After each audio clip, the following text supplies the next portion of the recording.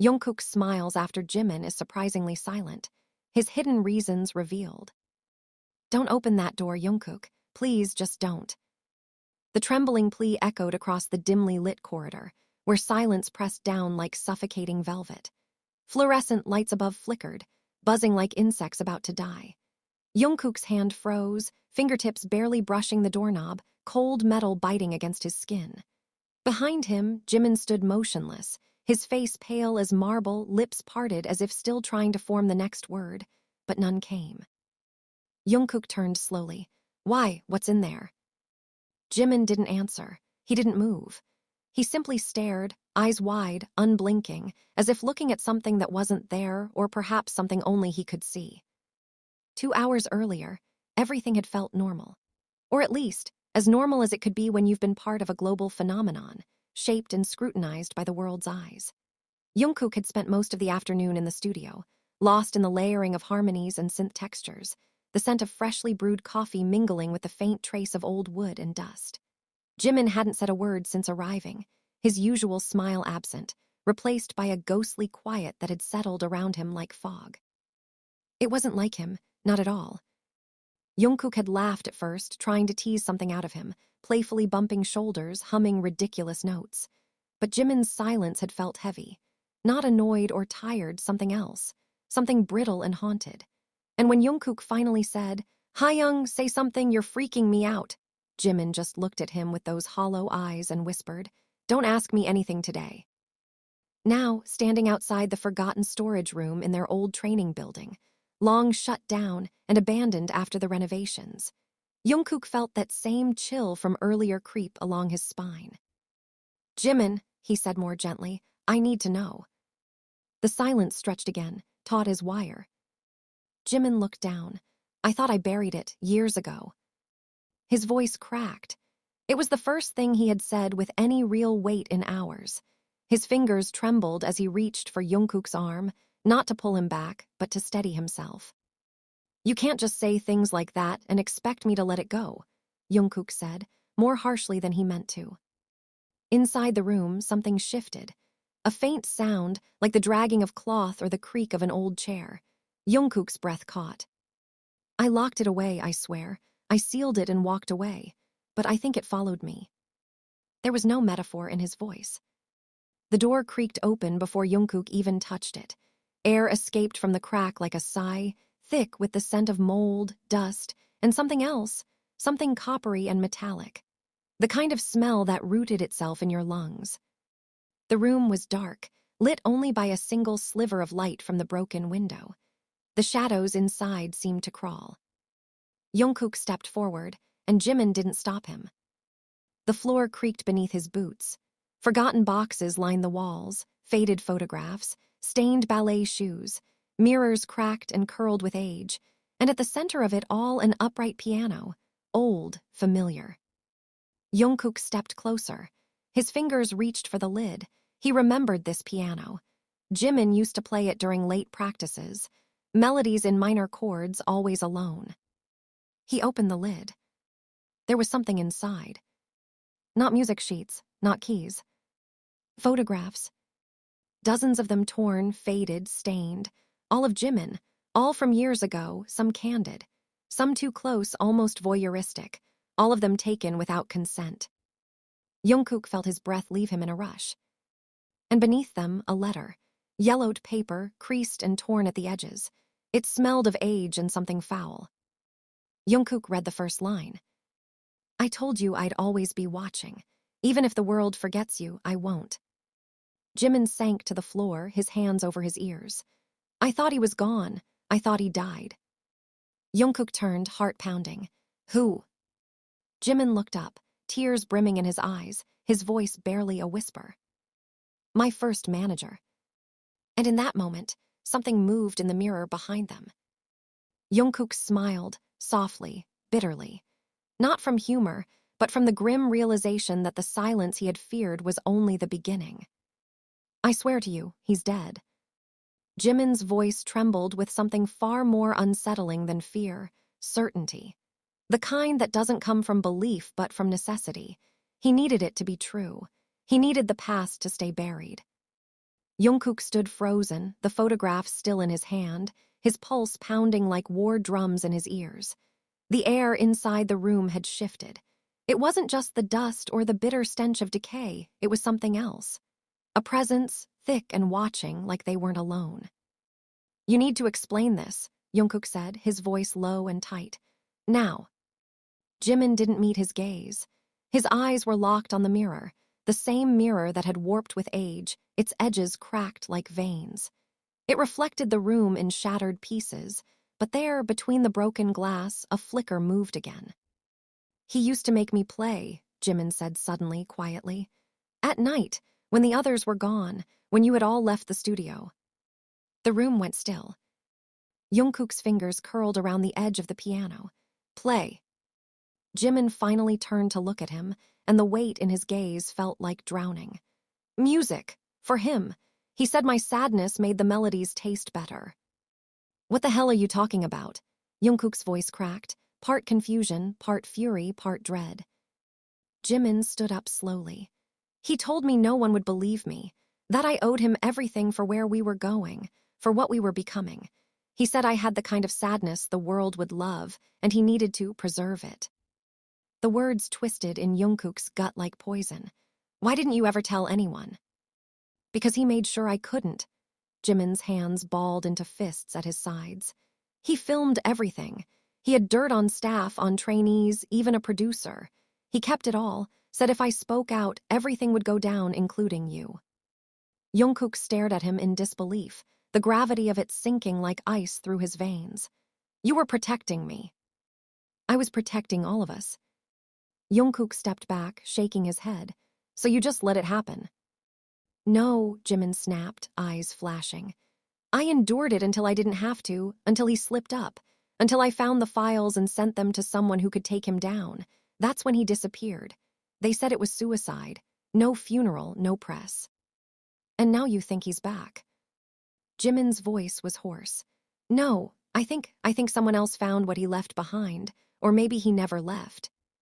The sound of a door slamming somewhere in the building made both of them jump. The silence afterward was even worse. Jungkook stepped away from the piano, grabbing Jimin by the wrist. "We need to go, now." They ran. The halls of the old building were suffocating in their silence, their familiarity turned hostile. The floorboards groaned beneath their feet. The emergency lights flickered as if choking on electricity. Every shadow felt like a hand reaching out. By the time they burst out into the cold air of the alley, both of them were breathless, shivering, though not from the temperature. Back in the apartment, Jungkook couldn't stop packing. Jimin sat curled on the couch, staring at the floor like it might crack open and swallow him whole. "So what now?" Jungkook asked. "We pretend this didn't happen." "No," Jimin said. "We find the rest of the letters." Jungkook stopped cold. "What do you mean, the rest?" "There were 5, I only ever found one.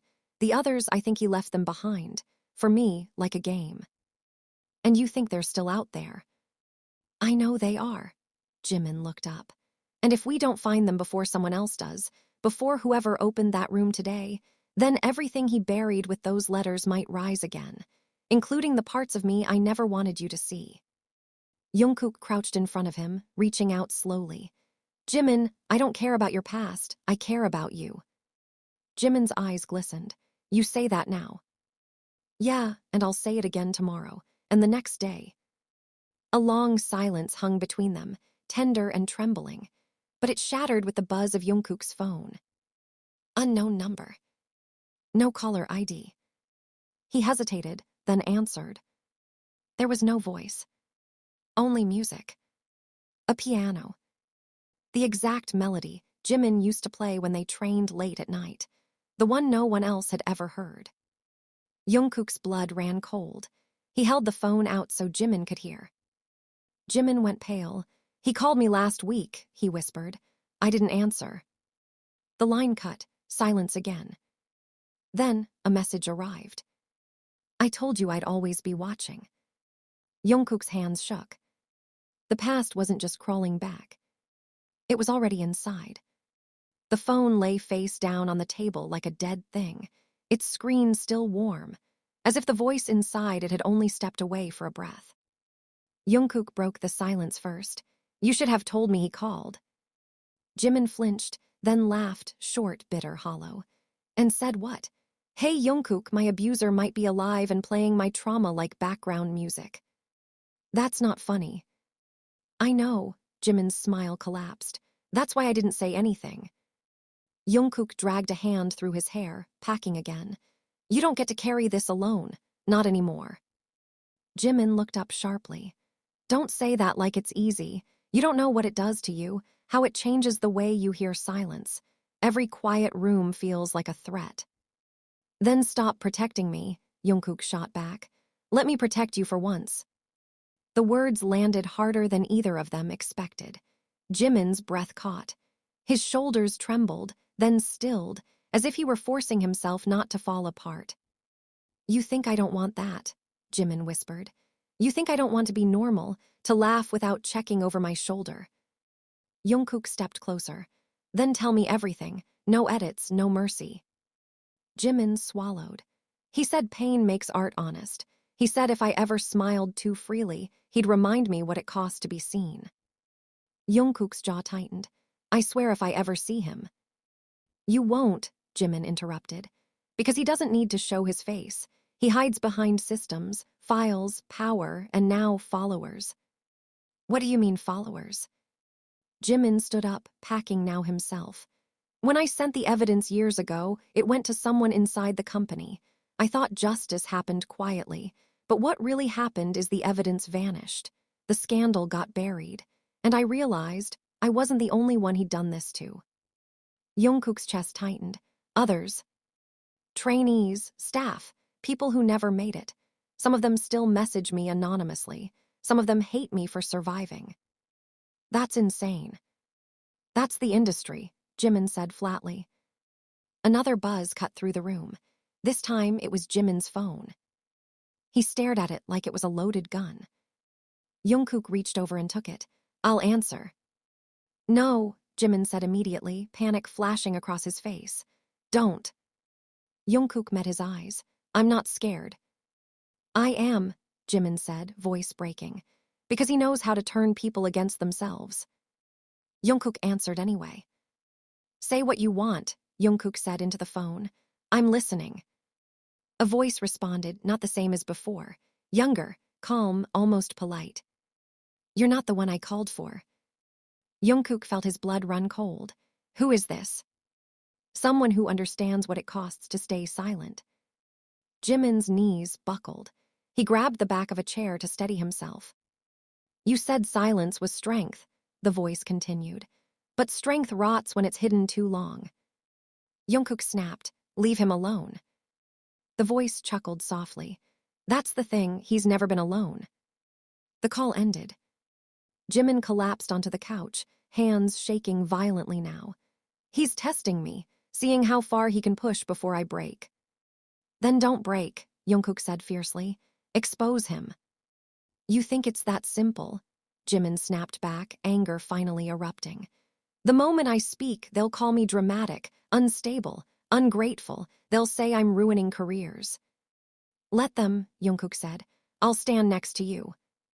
Jimin looked at him, really looked, and something shifted. The fear didn't vanish, but it cracked, just enough to let something warmer through. You'd risk everything, Jimin asked quietly. Jungkook didn't hesitate. I already did, the moment I believed you. Tears spilled freely now, streaking down Jimin's cheeks. I hate that I needed someone else to hear it for it to feel real. Jungkook pulled him into a tight embrace. It's real, and it ends here.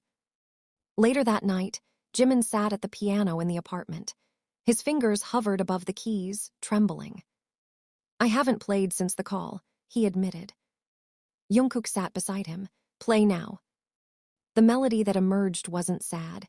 It was raw, unfiltered, angry in places, soft in others.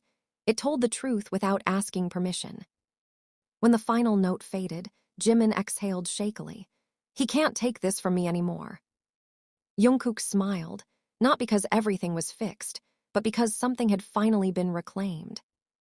And for the first time in years, the silence didn't feel like a threat. The studio door slammed so hard the sound echoed down the hallway like a gunshot. Taehyung spun in his chair, startled, as Jungkook stormed in with fire in his eyes and Jimin trailing behind him, quiet as a ghost. "You told him?" Taehyung asked, voice low and cautious. Jungkook nodded without looking at him. He needed to know. We all do. Jimin leaned against the wall, arms crossed, face unreadable. "There's more. It's not just about me anymore." Taehyung stood slowly. "What do you mean?" Jungkook pulled out his phone and tapped through the gallery. "This!" He held the screen out toward them. It was one of the photographs they'd found in the old room, not just of Jimin, but Taehyung was in the background, blurry but unmistakable, laughing, carefree. Taehyung blinked. "Where was this taken?" 3 weeks before debut, Jimin said. "After dance practice. Remember that convenience store across from the company building?" "Yeah," Taehyung whispered, a chill crawling down his spine. "He was watching even then," Jimin added. Taehyung backed away slowly, eyes wide. No way, he was gone by then." "You sure about that?" Jungkook asked. "Because he's sending messages again, calling, watching." Taehyung turned to Jimin. "Why now? Why bring this back now?" "Because I'm done being quiet," Jimin said, his voice sharp. "And because whoever's helping him, if it's him at all, is still inside. Maybe in the company, maybe closer." "You think it's someone we know?" Jimin hesitated. "I think someone," trying to finish what he started, "not just ruin me, but all of us." The door opened again, softer this time. Namjoon stepped in, looking exhausted. "I got your message. What the hell is going on?" Jungkook briefed him, fast and brutal. The letters, the calls, the photographs, the implication that someone on the inside might be orchestrating a long, careful unraveling of everything they built. Namjoon listened without interrupting. When Jungkook finally finished, silence settled like ash. Then Namjoon whispered, "It's not the first time I've heard whispers." All eyes turned to him. "What do you mean?" Jimin asked. "There was a trainee around 2013, Lee Minyi. He was talented, better than me at lyrics. He left without a word, just vanished." Namjoon's hands tightened into fists.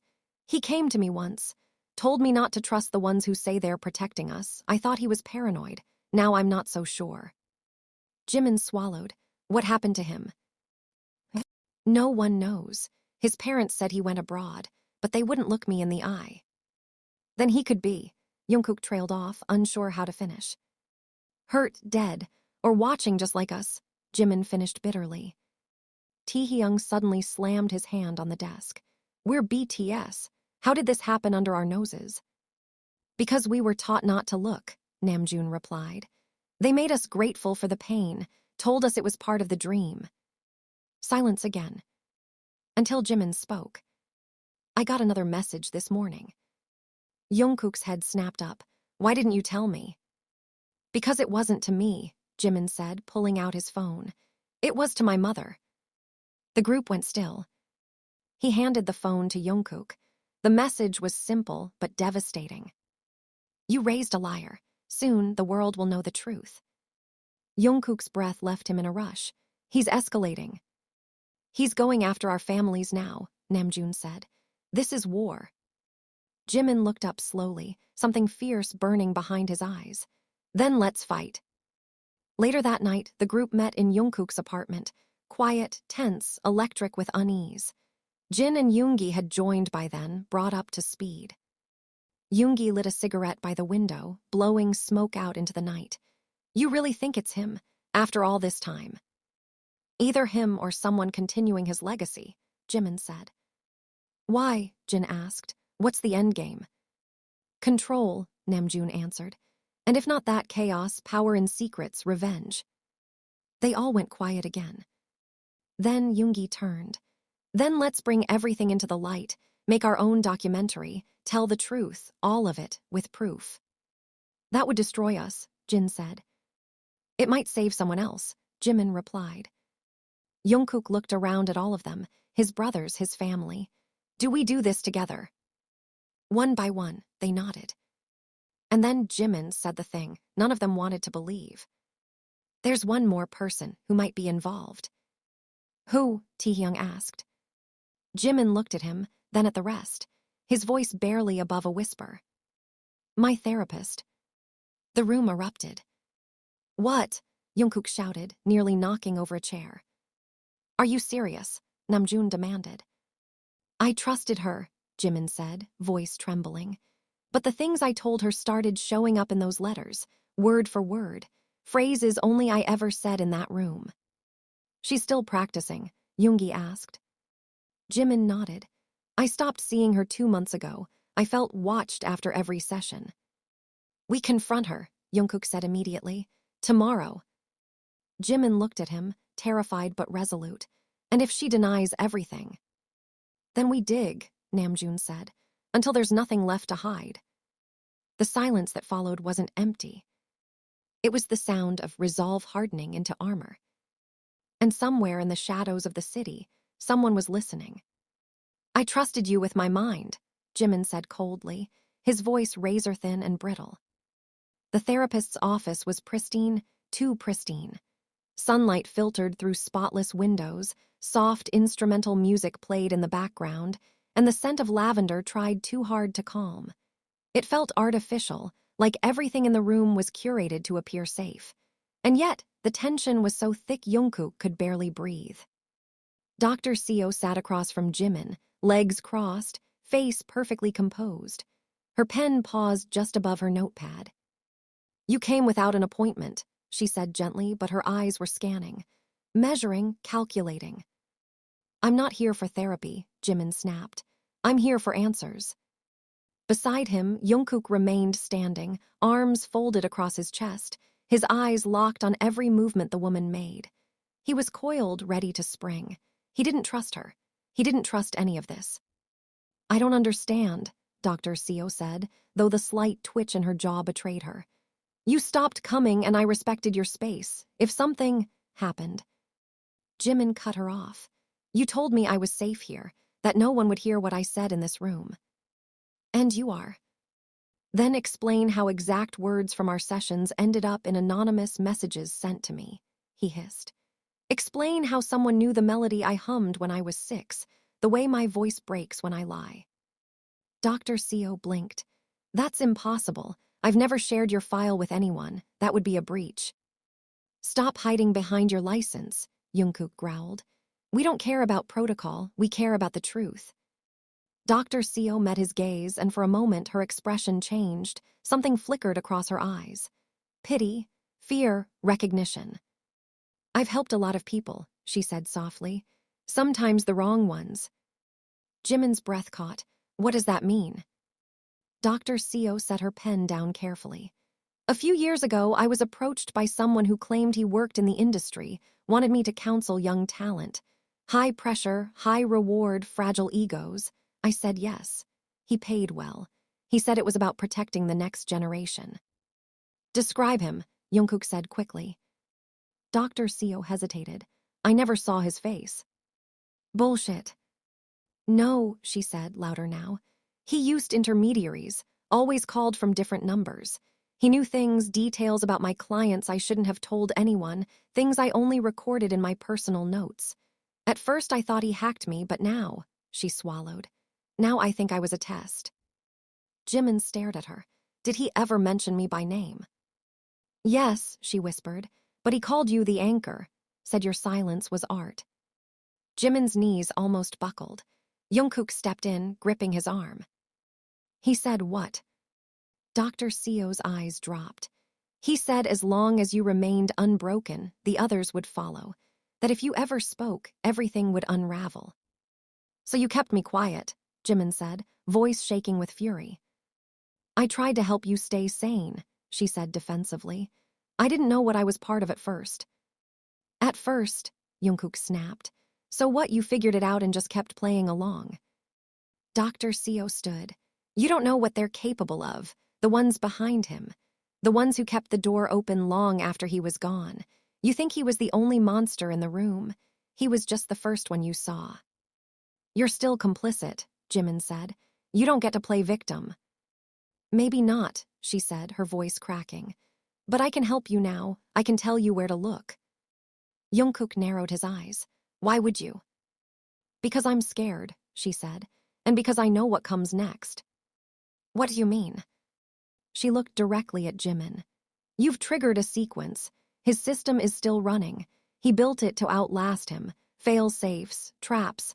And now that you've broken the silence, he'll try to make the world question your sanity. That's the first step. How? Jimin asked. They'll start leaking things.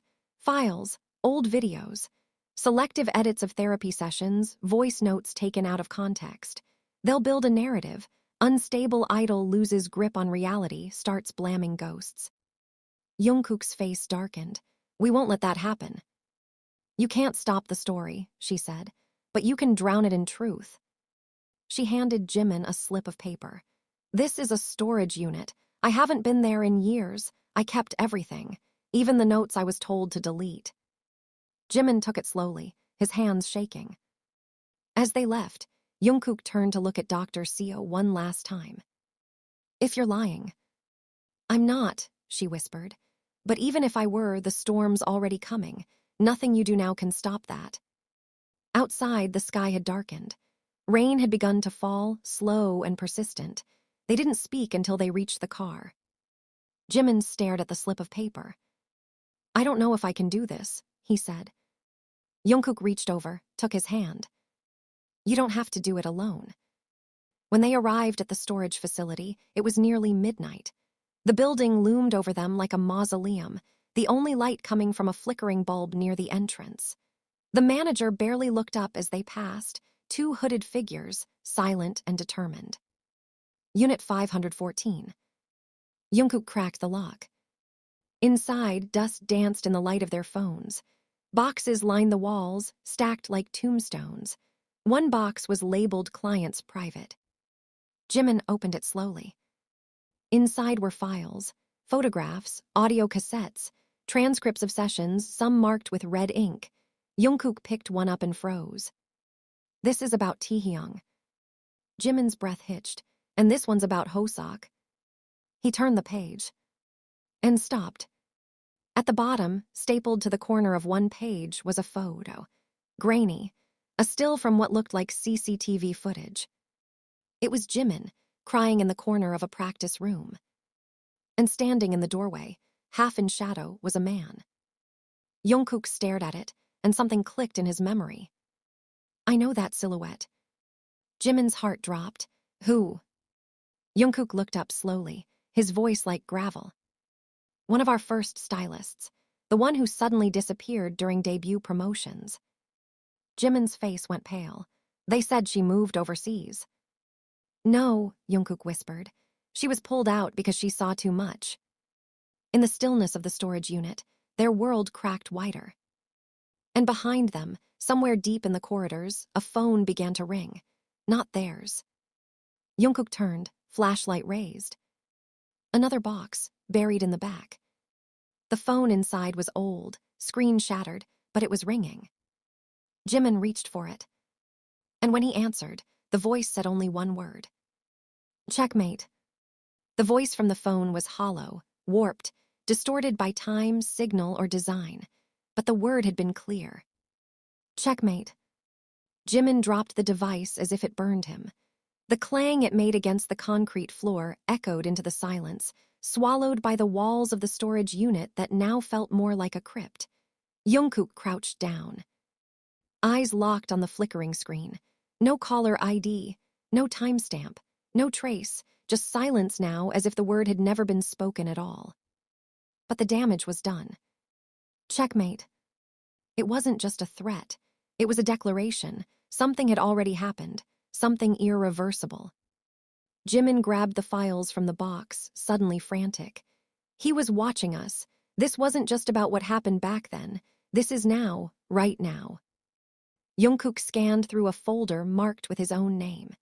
He saw stills of him walking into rehearsal studios, arguments behind closed doors, a close-up of a scar on his neck he didn't even realize someone had photographed. This is surveillance, Jungkook said, his voice low and tight. Not just records, he's been tracking us for years. Jimin's hands were trembling as he reached into another box and pulled out an envelope addressed in red ink. To the anchor. His breath hitched. He opened it. Inside was a single USB. "No," Jungkook said, stepping forward. "Don't play it here, not until we know it's safe." Jimin nodded, silent. They packed the files. Every page, every photograph, every folder. They weren't just memories anymore, they were weapons. Truth wrapped in trauma. And someone didn't want them to have it. On the drive back, Jimin didn't say a word. He stared out the window as raindrops streaked down the glass, reflecting the flickering streetlights like ghosts. Jungkook glanced at him from the driver's seat. "Whatever's on that USB, we face it together." Jimin didn't look at him. "What if it's the end of us?" Jungkook's grip tightened on the wheel. "Then we go out telling the truth." Back at the apartment, Namjoon, Yoongi, Taehyung, Hoseok, and Jin were already waiting, the air thick with unspoken questions. They'd been called midnight, told to come immediately. No one asked why. The look on Jungkook's face when he opened the door was enough. Jimin walked in, clutching the USB like a live wire. He placed it gently on the table. "There's something on here," he said. "Something they didn't want us to find." Yoongi leaned forward, plugging it into his laptop with careful fingers. A single file, no title, no date, just a video. They all watched in silence. The screen flickered to life, showing the interior of a small, dark room. A camera, shaky at first, then steadied, focused on a figure sitting in a metal chair. It was Jimin. But not the Jimin they knew now. He was younger, pale, exhausted. Hands tied behind the chair, mouth taped, eyes wide with fear. "Oh my God," Hoseok whispered. The door behind him opened, and a man entered, face covered in shadow, voice distorted. "What are you willing to give for them?" the man asked. Jimin in the video couldn't speak, but he nodded slowly. Tears streamed down his face. The man continued, "You'll be the face, the mask. They'll love you for what you become, not for who you are." Jimin nodded again. The screen cut to black. The room exploded in voices. "What the fuck was that?" Taehyung yelled, standing up. "Was that real?" Jin asked, voice shaking. Jimin stood frozen. I don't remember that. I remember the room, the voice, but I thought it was a dream, a breakdown. They told me I had collapsed from exhaustion and imagined it." Yoongi played it again, frame by frame. "This was no hallucination. Look at the timestamp. 2014, right after your panic attack before our first tour." "That was no panic attack," Jungkook muttered. "It was a threat, a deal." Jimin dropped into the chair, hands over his face. "They made me forget. They made me agree to be their puppet and then wiped it away." Namjoon looked at the others. "We need to go public, all of it. The footage, the files, the network, we name names." "They'll destroy us," Jin said quietly. "Then let them try," Jungkook said. "Let them try to silence all of us, together." Yoongi looked at Jimin. "Are you ready to be hated?" Jimin lowered his hands. "I've already hated myself long enough. I can take theirs." They began sorting the files, assigning tasks, dividing the risks. Each of them would take a piece of the puzzle, investigate, verify, gather allies. Lawyers, journalists, old staff who had disappeared. The truth would be weaponized. 2 days later, headlines exploded. "Former idol reveals secret abuse network in entertainment industry." Silenced star shares, footage allegedly suppressed by management. Stand with Jimin trends worldwide. The backlash was immediate. Fans were divided. Some called Jimin a hero, others called him a liar. Old clips were pulled, edited to make him look unstable. But he stood firm. And then, one night, Jungkook came home to find Jimin curled on the floor, sobbing. "They found my brother," Jimin choked. "They sent him pictures of me, from when I was 15, from inside our house." Jungkook dropped beside him, held him close. "You're not alone, you hear me." He didn't ask for this. None of them did. "We protect them now. No more silence." That night, Jungkook posted a photo. It was him and Jimin, arms wrapped around each other, unfiltered, raw. No stage makeup, no smiles.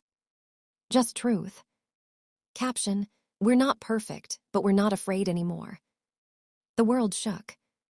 And somewhere deep in a hidden room, someone watched the screen crackle with static. The man who had once held the strings leaned back in his chair. A smile played at the edge of his lips. "This is only the beginning," he whispered.